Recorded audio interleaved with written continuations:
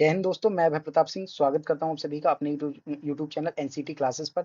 तो जो बार-बार आपका एक क्वेश्चन आ रहा था कि काउंसलिंग कब से स्टार्ट होगी, तो आपके लिए बहुत बड़ी खुशखबरी है कि जो नॉर्थ ईस्टर्न हिल यूनिवर्सिटी है, उसने शुभारंभ कर दिया है एनसीटी के लिए। एनसीटी 2025 के लिए जो आईटेप कोर्स है, उसके लिए रजिस्ट्रेशन ओपन हो गए यहाँ पर। और जो रजिस्ट्रेशन की जो ओपनिंग हुई है, वो 3 जून को हुई है, यानी 3 जून को हुई है। और जो लास्ट डेट है वो 30 जून है। ओके, तो एक तो ये आपका है कि डेट क्या है, इनिशियल और लास्ट डेट क्या है, ये आपका क्लियर हो गया होगा। और ये कोर्स कौन कौन से इनटेक यहाँ पर रहता है, 50-50 सीट्स ईच कोर्स में, बीए बीएड और बीएससी बीएड सेकेंडरी लेवल के।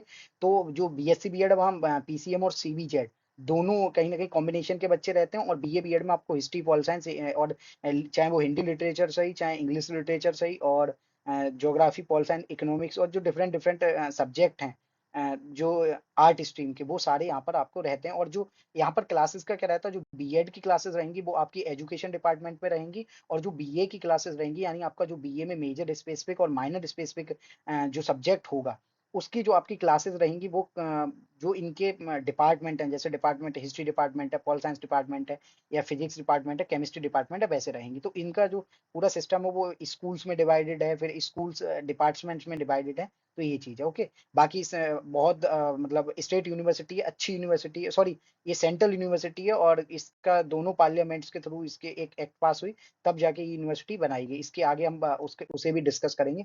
तो सबसे पहले बात करते हैं the North eastern university Nehru was setup on 27 May 1973 by an act of parliament. The objective of the university as laid down in the act are to disseminate the advanced knowledge by providing instructional and research facilities in such branches of learning as it may deem fit. Okay, तो इसमें और आगे इसके campus कौन से 3 campuses हैं नेहरू के, जिनमें एक है, पहला है main campus in Shillong, located at Mawkynroh, ऐसे कुछ कोई जगह है, क्योंकि वो नॉर्थ ईस्ट के जो नेम है वो मैं प्रोनाउंसिएशन में थोड़ा मुझे प्रॉब्लम हो रहा है, इसीलिए। उसके बाद है एक सिंह शिलोंग में, और एक है तुरा कैंपस है इनका।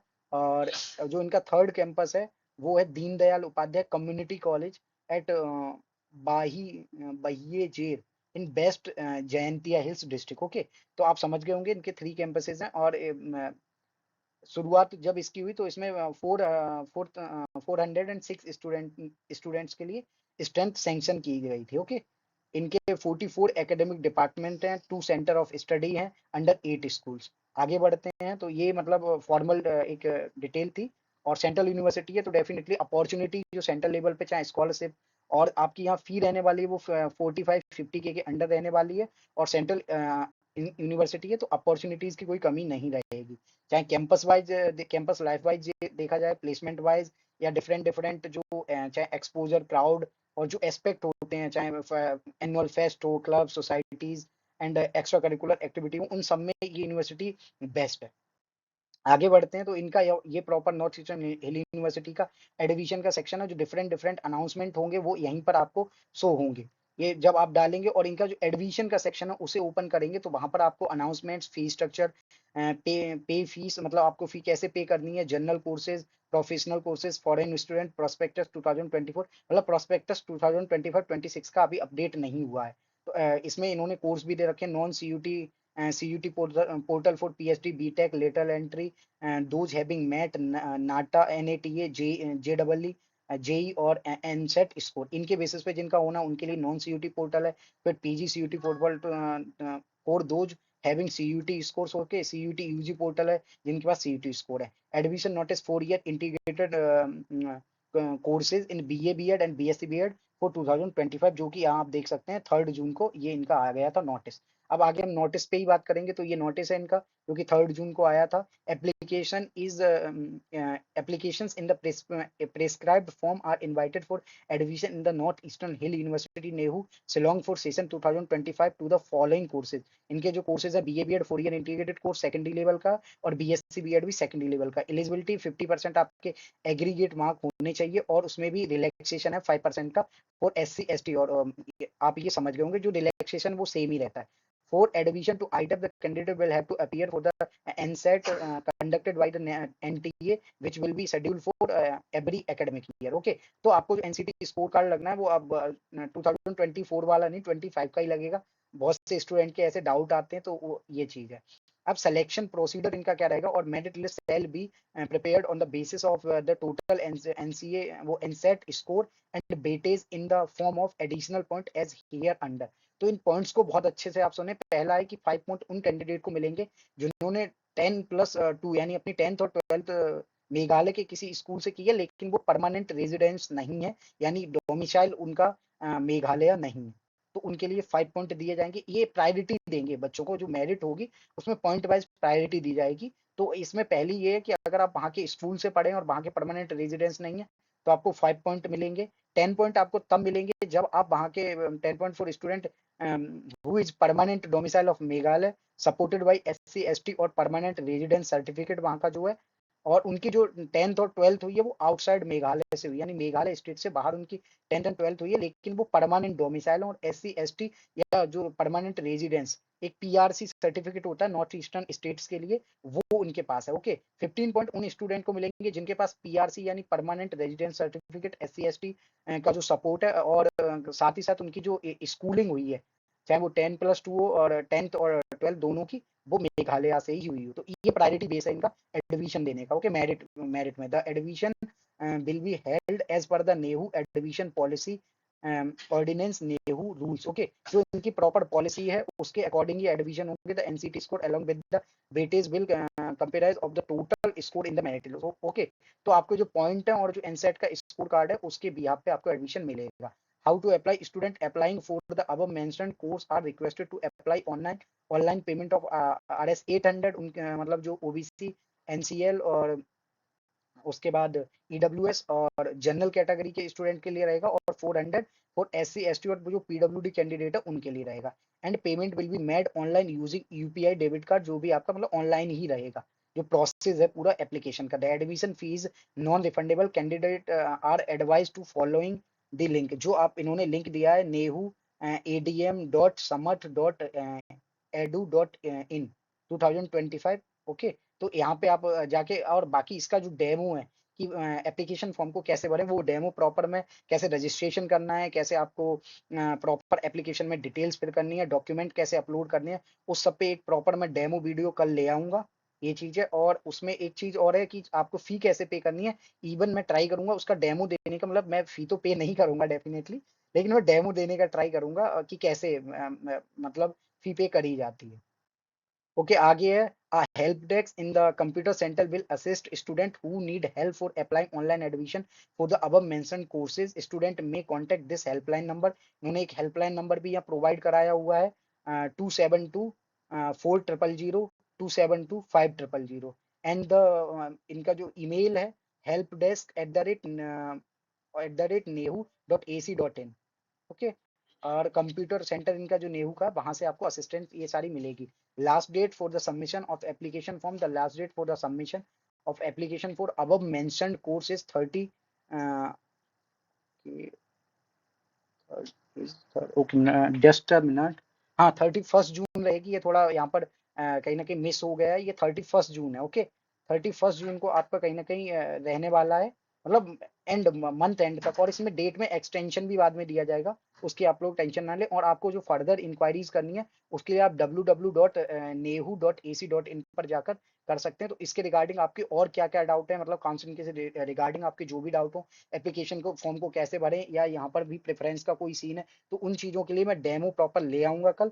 और इसी के साथ और भी आगे बढ़ते हैं, और क्या क्या है यहाँ की जो level of educational backward weightage given. यहाँ पर कुछ और वेटेज जो दिए जाएंगे 5% बिलो द नेशनल लेवल, अगर आप नेशनल लेवल से कम है, इनका एक एजुकेशनल बैकवर्डनेस के लिए दिया जाता है।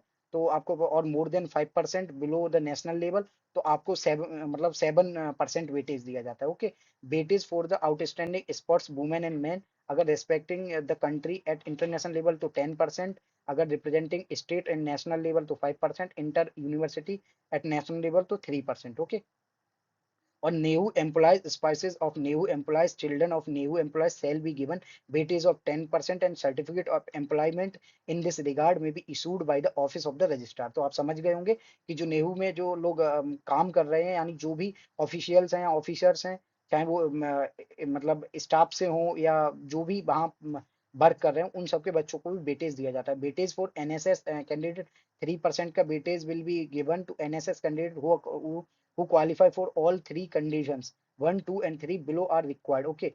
240 hours of service in a span of 2 years under NSS, attended at least one special camp. Okay. Donated blood in NSS, organized blood donation, participated at inter university, state, national, international NSS event. Okay. National cadet NCC के लिए 3% दिया जाएगा आपको कोटा, जो C certificate holder student होंगे उनके लिए. Okay. यहाँ पर अब फी क्या क्या रहने वाली है, ट्यूशन चार्ज है जो हम ग्रेजुएशन लेवल पे बात करेंगे, और इन्होंने यही ट्यूशन चार्ज मेंशन कर रखे थे. 140 ट्यूशन सुपरविजन फी मंथली रहेगी, लेबोरेटरी फी मंथली रहेगी ये भी 60 रुपीज, और लेबोरेटरी कॉजन मनी आपको 480 रिफंडेबल रहेगी, लाइब्रेरी पर सेमेस्टर 60 रुपीज रहेगी, sports student activity fee per annum 120 रहेगी, medical fee per annum 180, students association fund per annum 110 रहेगा, student aid fund as per annum 120, magazine fee 150, admission fee 180, certificate original जो भी आपको वहां से बाद में जरूरत होगी 360, और लाइब्रेरी कॉजन मनी आपको 360 जो कि रिफंडेबल होती है. बाकी एग्जामिनेशन फी रहेगी वो आपके एग्जामिनेशन के बेसिस पे ही रहेगी. ओके.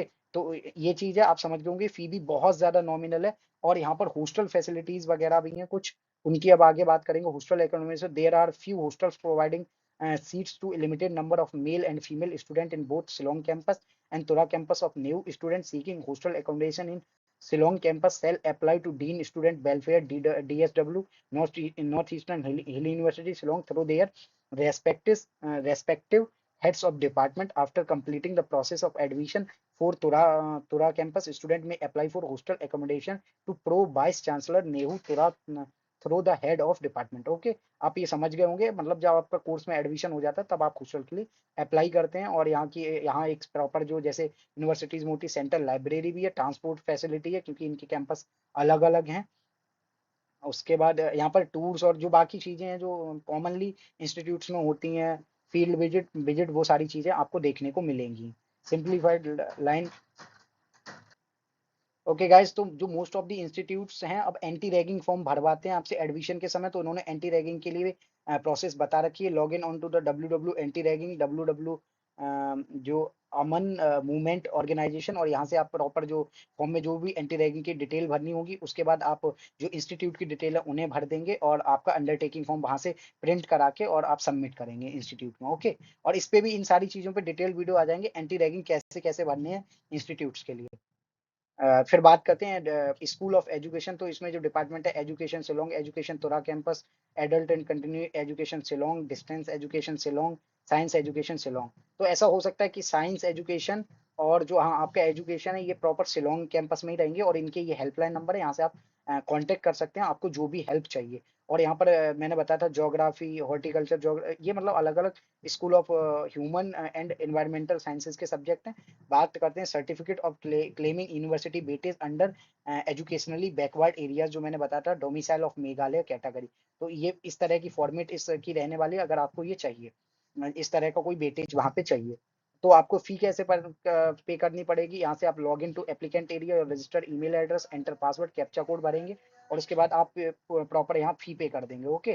तो आई होप चीजें आप समझ गए होंगे. अगर वीडियो अच्छा लगे तो ज्यादा से ज्यादा लाइक करें, चैनल को सब्सक्राइब करें, और हमारे जो भी सोशल मीडिया प्लेटफॉर्म्स हैं उनका लिंक आपको चैनल के डिस्क्रिप्शन में मिल जाएगा, वहां जुड़ें, और अपने जो भी डाउट है कमेंट बॉक्स में ज़्यादा से ज़्यादा बताएं, और साथ ही साथ आप हमें डीएम भी कर सकते हैं through our official social media account.